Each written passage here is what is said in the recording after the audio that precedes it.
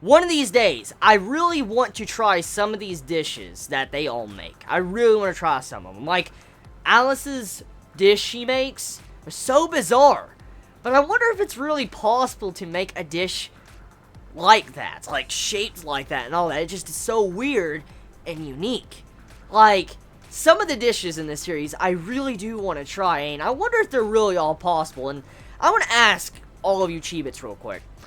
Is there any way or anyone that could confirm if some of the dishes that are made, like, I know a lot of them are, but can anyone confirm if some of these dishes, like, in this episode are legit? Like, can anyone confirm that? Because, like, Alice's food, I want to try that, because the judges' their faces, they couldn't even react right. Like, they couldn't even judge it properly because it was something they couldn't even really understand. That's crazy. Like, these experienced judges not even knowing how to really react to a certain food is impressive enough. That's an impressive feat. Alice just proved her skills in cooking.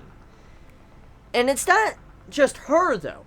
Other characters in this episode did a really good job.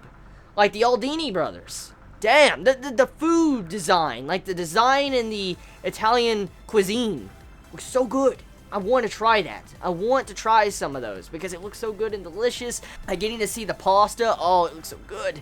So, besides that, getting into the episode now, okay, I'm talking too much about, wanting to taste this food. So, the episode focuses on one side of the competition, for instance, the side where Megumi is on. And I like how Megumi was kind of the underdog, and she kind of gave everybody the middle finger at the end of the day. Like, everybody was kind of downplaying Megumi. Like, in the middle part of the episode, everybody's looking at her like, oh, she's still around? Like, I was wanting to be done. Like, everybody was looking at her like that, like the judges and everybody. And Megumi was just kind of non-existent in their eyes. And everybody was kind of looking bad at her, like, she's probably not that good.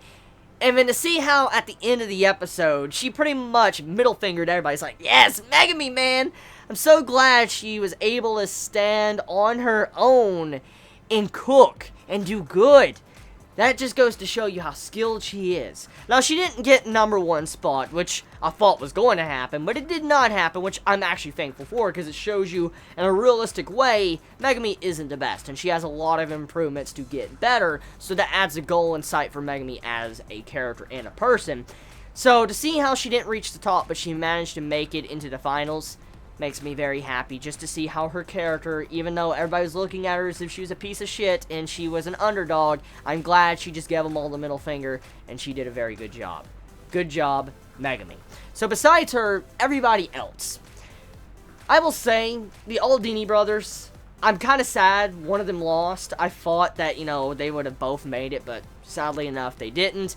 I guess one of them are going to be learning from their mistakes and failures and try to improve, so that's probably what's going to happen in the future. But for now, though, I'm glad at the very least one of them made it. Now, getting back into others that made it, Alice. I'm surprised, like, she kind of made that low of a score. Because you'd think someone like her, that's related to Arena, might have made a higher score. Now, of course, the judges couldn't really even judge her food properly. I mean, you gotta think about this. Like, they couldn't even judge it to the right extent to even see how good it was. So, thinking about it like that, most likely, even though it was the highest score, it was kind of low for her standards, because she expected to make 100%. That's what she even says, like, oh, that's too bad, I didn't make 100%. And if the judges would have been able to understand her cooking, like, taste it wise, and just really fathom what was really going on, I'm willing to bet that the ranking would have been 100. I think it would have. That just goes to show you her skill level of cooking, and she's dangerous. Very fucking dangerous. I mean, it's not just the taste alone that's very good from her cooking, it's also the skill and the artistic style. For instance, her food takes on this presence of artistic, like it's art. That's what it looks like. It looks very artistic, the way the food is shaped and designed, and it looks like she's just painting a picture on a plate. And I guess in some ways, food can be taken like that, but it's very beautiful, very artistic, and I like the way the mangaka is going with that with Alice's character. So yeah, Food Wars this week, we didn't get to see Soma, which I'm kind of upset with, but most likely next week we're going to get majority of Soma in the episode, and we're almost done with the series, actually. I think this is episode 22, if I'm correct. That means that we're almost done. The series is almost done, so kind of sad about that. I mean, I've enjoyed the series quite a bit. It's been very fun to see this week after week, and it feels like it was just yesterday I started the first episode, but all good things must come to an end, sadly.